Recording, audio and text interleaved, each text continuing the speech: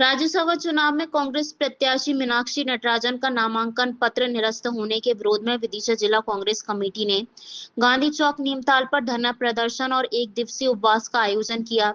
कांग्रेस नेताओं और कार्यकर्ताओं ने सरकार एवं निर्वाचन प्रक्रिया पर सवाल उठाते हुए इसे लोकतंत्र के खिलाफ बताया।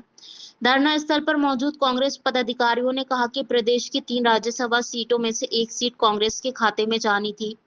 उनका आरोप है कि भाजपा द्वारा तीसरा प्रत्याशी उतारने के बाद से ही पूरी प्रक्रिया प्रभावित हुई और दबाव में कांग्रेस प्रत्याशी मीनाक्षी नटराजन का नामांकन पत्र निरस्त कर दिया गया। कांग्रेस नेताओं का कहना है कि नामांकन निरस्त करते समय सुप्रीम कोर्ट की गाइडलाइन का पालन नहीं किया गया, जिसके विरोध में प्रदेश भर में आंदोलन किए जा रहे हैं। इसी कड़ी में विदिशा में भी धरना और उपवास आयोजित किया गया। जैसा कि आप सब लोगों को मालूम है कि किस तरीके से भारतीय जनता पार्टी और चुनाव आयोग ने मिलकर के हमारे नेता मीनाक्षी नटराजन जी का हाथ निरस्त किया है।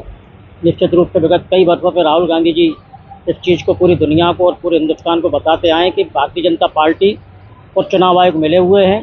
जो किसी भी प्रकार से कोई भी चुनाव हो उसको जो निष्पक्ष तरीके से संपन्न नहीं कराना चाहते, और आज उसकी वानगी हमें मध्य प्रदेश में देखने को मिली। तो मीनाक्षी नटराजन जी का जो फार्म है वो चुनाव आयोग से मिलकर के भारतीय जनता पार्टी ने निरस्त कराया है। इसी को लेकर के मध्य प्रदेश कांग्रेस कमेटी के आह्वान पर जिला कांग्रेस कमेटी के तत्वाधान में नगर कांग्रेस कमेटी ने यहाँ पर एक दिवसीय मौन धरना आयोजित किया है और हम इस धरने के माध्यम से इसका पुरजोर विरोध करते हैं और भारतीय जनता पार्टी चुनाव आयोग को हम इस माध्यम से बताना चाहते हैं कि ये जिस तरीके से लोकतंत्र की हत्या की जा रही है, ये आने वाले समय में हिंदुस्तान के लिए ठीक नहीं है। इसके विरोध स्वरूप आज हम धरने पर बैठे। प्रदर्शन किया जा रहा है क्या? आज मौन धरना है। बहुत स्पष्ट दिखाई देता है कि भारतीय जनता पार्टी ने जिस तरीके से प्रजातांत्रिक मूल्यों की हत्या की है उसकी जितनी भी निंदा की जाए वो कम है।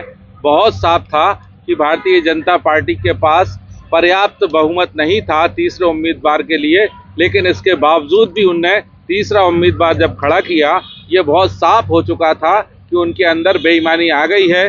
तो उन्होंने प्लान 2 बनाए। पहला प्लान उनका था कि हमारे विधायकों को किसी तरीके से तोड़ा जाए। जब वो उस प्लान में अनसक्सेस हुए, असफल दिखाई दिए, जब उनको बाहर ले जाने की हमारी तैयारी थी, उसी वक्त उन्होंने प्लान 2 को एग्जीक्यूट किया और वहाँ पर रिटर्निंग ऑफिसर के द्वारा मीनाक्षी नटराजन जी के जो फॉर्म को निरस्त किया गया है वह गैर कानूनी, गैर संवैधानिक और अवैध रूप से किया गया है। ये पूरा प्रशासनिक और सरकार का जो दबाव था, उस दबाव के कारण इस फॉर्म को निरस्त करके अपने तीसरे उम्मीदवार को जिताने का जो उन्होंने राह प्रशस्त की, पूरी कांग्रेस पार्टी पूरा प्रजातंत्र मूल्यों की हत्या को लेकर बहुत पूरा देश दुखी है। इन सब बातों को लेकर आज ये मौन धरना आयोजित